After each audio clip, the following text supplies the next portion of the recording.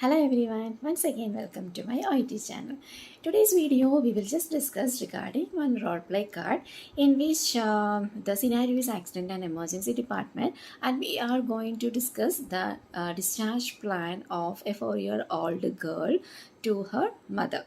So this is a second degree talk. So second degree talk means we are talking to the parent or a relative, not to the patient directly, and they have mentioned that baby is not with the scenario, I mean in the scenario. So in this type of case note, we have to concentrate on the interaction. Actually, if you see the role play card, you can come to know that it is starting with the confirm. So in most of the role play card, if it is comes confirm, we will have confusion how we have to start, whether it is a known scenario or unknown scenario. And of course, if it is a discharge scenario, if we are going to discuss regarding the discharge plan, means of course it will be a known scenario, because from morning you are with the patient and you are interacting with them, and of course after the doctor's round, they used to take decision for discharge, and you are going to discuss the plan. So most probably it will be a non-case, but according to the role play card it can vary, but 85% I can tell you that almost all discharge role plays are discharge plan discussion. If the heading is like that, means it will be a non-scenario. There actually no need for self-introduction and no need to ask patients their name also during the role play, but during the 3-minute preparation time you have to ask the interlocutor how may I address you, and if the scenario is related to baby and mother, you have to ask how may I address you and what is your baby's name. Like that also you can ask, and you can write it in the role play card. And another one, what I told you is confirm. If it is starting with the confirm, means how we can start. Just you can start like a good morning. Example, that mother's name is Maria, means good morning Maria, how are you feeling your baby? Or if it is to the patient, means how are you feeling today? And actually I came here for discussing regarding your discharge plan, and whether your doctor told you regarding your discharge decision. Like that we can ask the question. If it is mother, means we can ask that, as Maria, do you know your baby is getting discharged today? Your baby's doctor has informed you, isn't it? Like that we can confirm, like we are asking and we are getting confirmation from the patient or the relative. So this is just I want to tell you regarding confirmation, because most of the students, they are getting confusion how to start the role play if the task is starting with confirm. Okay, so this is the way you have to start, and we will go to the role play card. And this is, as I told you, this is a role play regarding a baby's discharge from accident emergency department after management of undisplaced fracture in collarbone, and the baby is with the arm sling. So they have so much concerns, so much worries, and so much doubts regarding the discharge plan, and we are getting the concern and answering for the mother. So we will start the card and discussion. So this is the role play card, and you can see that nurse's role is you see the patient of 4 years old who has been treated in the emergency department for an undisplaced fracture in the middle third of her clavicle. She has had a sling put on and is now ready to be discharged. You are giving the parent advice on aftercare and the healing process. The child is not present for the discussion. So this is exactly the scenario. You have to just imagine that you are in emergency department and you are approaching mother to discuss regarding baby's discharge plan. So what you have to do during the 3-minute preparation time, you have to just ask how may I address you and what I can call your baby. Example, if the patient name is Rose and mother name is Maria. And then we will start with the task. The first one, as I told you, it is starting with confirm. Reason for seeing the the parent. Advice on child's aftercare and healing process. Find out how parent feeling about child is going home. So how we can confirm. Good morning, Maria. How are you feeling? How is your baby doing today? You can start like that. Okay. Good morning, Maria. How is your baby doing now? Like that, you can ask, and we can tell that. Actually, I came here to discuss regarding your baby's discharge today. Is her doctor explained to you regarding the discharge plan? So that is a confirmation. Okay. Then mother is telling that, yes, sister, I know that she's getting today. Then we can tell that, actually, I can see that you are somewhat anxious regarding something. So if you don't mind, may I know the reason behind of your anxiety? And I would like to ask you that how you are feeling about your baby's discharge today. Like that, we can ask together. Then mother is telling that, yes, sister, actually I'm somewhat worried about getting baby's discharged, because still she is on arm sling, and really I don't know how to take care of the arm sling. Then we can give the reassurance. Maria, I can understand your concern. Being a mother, which will be really a difficult situation to handle the small baby with the arm sling, but no need to worry. I will explain you in detail regarding the post-discharge care. Like that, we can tell. Then what is the task is given? Give information about using of sling, like day and night, removal for bathing, extra pillow for arm support. Then recommend pain medication for first few days, like paracetamol or acetaminophen before bedtime, then as required. So how we can present? Well, Maria, I would like to tell you that this arm sling, actually your baby is required to wear 24 hours day and night, and please remove the arm sling only for bathing, only at bathing time. And when she is sleeping or when she is taking rest, you can provide extra pillows for arm support. So how does that sound? Then she can tell that, okay, sister, I can do that, I will try for that.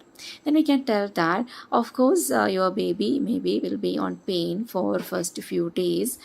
For that, you can give her paracetamol or acetaminophen syrup, which will be instructed by your pharmacist upon your baby's discharge. And please give this syrup before bedtime, then whenever necessary. Is it okay for you? Like that, we can ask. Then the next one, suggest ways of encouraging child sling use, customization, decoration, sling on soft toys, etc. Then advise on cessation of sling use. That is usually 3 to 6 weeks. Then fracture site pain-free, ability to move shoulder or arms. Then we can ask the mother, do you have any other concern? Then maybe mother is asking that, sister, really I am concerning about the usage of arm sling, because I know that my baby will not use this type of assistive devices and all, because she's still small. Then we can tell that, of course, Maria, I can truly understand your concern, as your baby is very small, and of course she will refuse for that. But I can give you some suggestions. That means you can customize or you can decorate the arm sling for your baby. And if you can make a sling for your baby's soft toys, like elephants or whatever her of course she will have some soft toys at home, right? You can make arm sling for those toys, so at least she can have a fun time with them, and she can wear that too.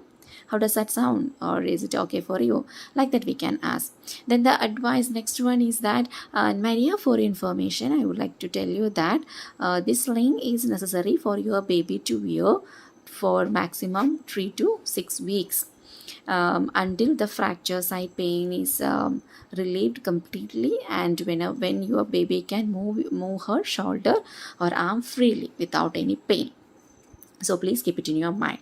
Then the next one is stress importance of no rough play for 8 to 12 weeks after sling removal, like bones still weak, fragile, risk for further fracture, etc., and find out questions or concern.